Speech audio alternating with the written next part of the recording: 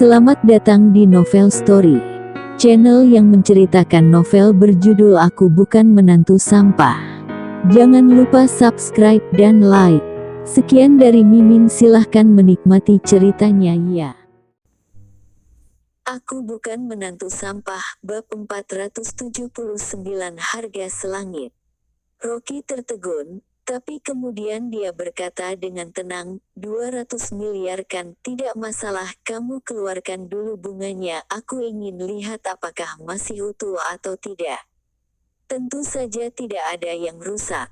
Esno berkata, tapi hatinya berdebar kencang, dia sangat terkejut. Ketika dia memindahkan kedua pot bunga ini kemari, dia sama sekali tidak menghabiskan banyak uang. Orang yang mendekorasi kantornya lah yang membeli beberapa bunga dan tanaman yang berharga, kemudian dekorator itu mengirimkan 2 pot bunga kemari. Tapi tidak disangka, bahwa 2 pot bunga yang tidak dikenalinya ini, bisa dijual seharga 200 miliar. Bahkan anggrek langka pun tidak mungkin dijual dengan harga segini. Di dalam benak Esno, segera mengeluarkan beberapa ide. Apakah ada hal lain di dalam bunga ini? Ataukah di dalam pot bunga terkubur barang yang sangat berharga? Sejenak semakin dia melihat wajah Rocky yang tenang, semakin dia merasa aneh. Rocky berdiri dan berkata, Tuan Esno, keluarkan bunganya. Tunggu sebentar. Esno tiba-tiba berkata, Tuan Rocky, 200 miliar ini, aku hanya menjual 2 potnya saja, jika kamu ingin membeli bibit yang ada di dalam pot, sepertinya tidak bisa. Rocky mengerutkan kening. Dia menatap Esno, dan melihat Esno dengan menyeringai dan tatapan matanya seolah-olah sedang menghitung. Barusan dia dengan senang langsung menyetujuinya. Dia tidak ingin terlalu bermasalah, bagaimanapun, 200 miliar bukanlah apa-apa baginya. Namun, sikap Esno membuat Rocky tidak senang. Jika ingin memperlakukan dirinya seperti orang bodoh, wajah yang bersih ini akan benar-benar jelek. Rocky berkata dengan murung, Esno, kamu sama sekali tidak mengeluarkan uang untuk 2 pot bunga ini, aku memberimu uang 200 miliar, yang cukup untuk membeli gedung perkantoranmu, aku menyarankanmu untuk mengambilnya secepatnya, jangan serakah. Haha, Rocky, apakah kamu mengancamku? Esno mencibir dan berkata tanpa rasa takut, keluarga Sunku tidak membutuhkan uang ini, jika kamu tidak ingin membelinya, lebih baik kamu pergi saja, atau aku akan menghancurkan pot bunganya ketika aku pulang. Rocky berkata dengan murung, jika ada kerusakan pada pot bunga ini, aku akan memberimu pelajaran. Sialan, beraninya kamu mengancamku. Esno segera menepuk meja dan dengan marah berkata, kamu pikir kamu ini siapa? Kamu menantu sampah di keluarga Liu bukan? Aku katana kepadamu, sekarang pot bunga itu ada di tanganku, terserah aku mau kasih harga berapa. 400 miliar, atau aku akan segera menghancurkannya. Rocky menatap Esno dan merasa lucu. Jika dia ingin mendapatkan 2 pot bunga ini, dia punya banyak cara. Sekarang dia datang untuk mencari Esno, karena dia tidak ingin bermasalah. Rocky mengangkat bahu, berbalik badan dan berjalan ke arah pintu, kalau begitu kamu sembunyikan 2 pot bunga ini dengan benar, aku tidak akan membelinya. Esno tertegun dan dengan cepat berkata, 200 miliar bagaimana? Maaf, aku sudah berubah pikiran. Rocky tidak menoleh lagi, dia berjalan menuju keluar. Awalnya, Esno mengira Rocky hanya berpura-pura hanya untuk menurunkan harga, tapi dia tidak menyangka Rocky akan keluar dari kantor dan berjalan menuruni tangga tanpa menoleh ke belakang. Dia sangat panik. 200 miliar hilang begitu saja.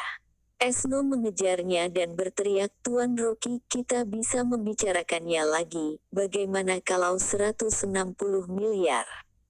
Rocky tidak mempedulikannya dan terus menuruni tangga. Esno yang ada di belakangnya, mengejarnya dengan terengah-engah.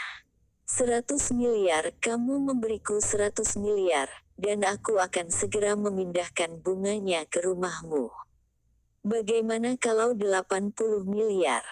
Tuan Rocky, kamu pikir-pikir lagi. 60 miliar, tidak bisa kurang lagi.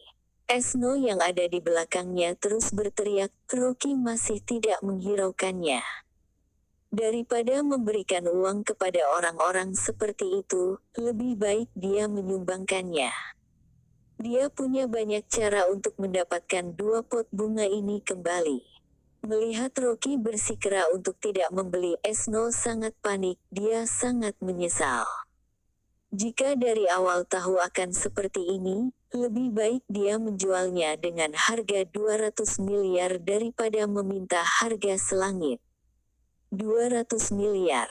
Akhirnya, Esno menyusul Rocky dan berkata sambil tersenyum, Tuan Rocky, 20 miliar, aku hanya butuh 20 miliar, semua bisnis bisa dibicarakan.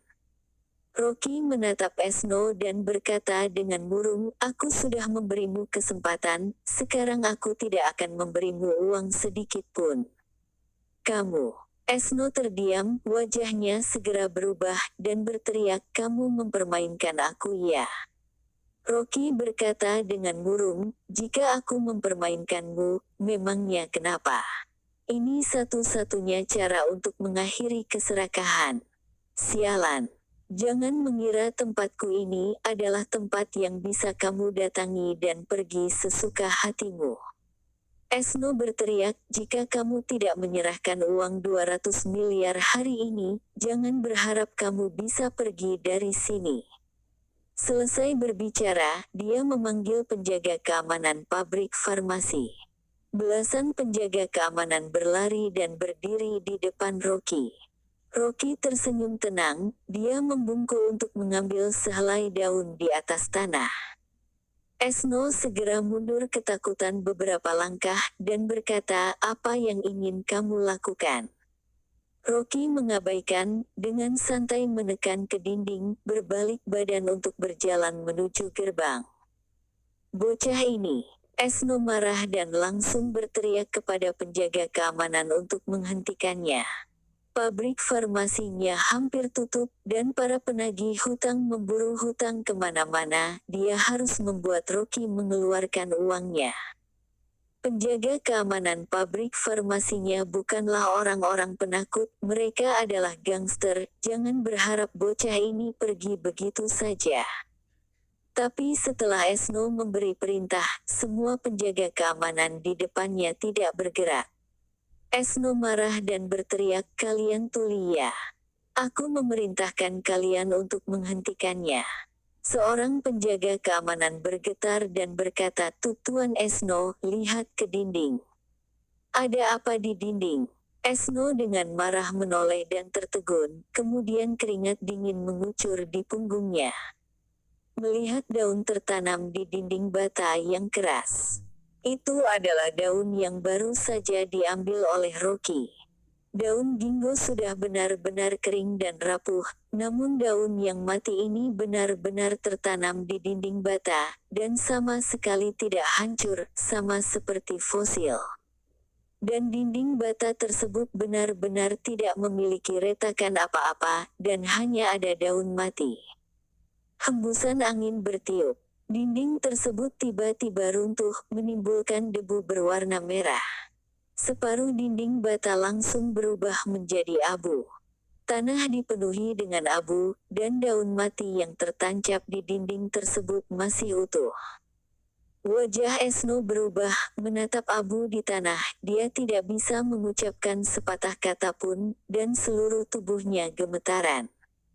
Menancapkan daun yang rapuh ini ke dinding bata dengan mudah, kemampuan ini sangat menakutkan. Jika barusan Rocky menekan dirinya, bukankah seluruh kerangkanya akan hancur berkeping-keping? Seorang penjaga keamanan berkata dengan ketakutan, Tuan Esno, apakah masih ingin mengejarnya? Kejar. Esno menendangnya hingga dia terbang, mengertakkan gigi dan berkata, "Aku tidak menyangka bocah ini punya kemampuan.